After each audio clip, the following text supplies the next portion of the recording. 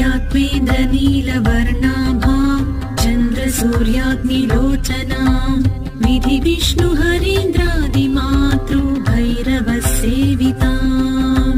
ज्वलन्मणि गणप्रोक्त मकुटामाविलम्बिताम् अस्त्रशस्त्राणि सर्वाणि तत्तत्कार्योचितानि च एतैः समस्तैर्विविधम्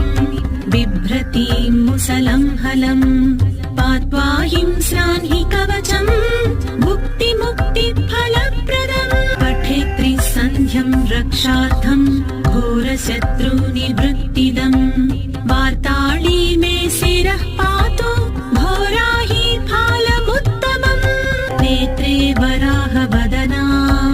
पातु कर्णौ तथाञ्जनी घ्राणं मे रुन्धिनी पातु मुखं मे पातु जन्धिनी।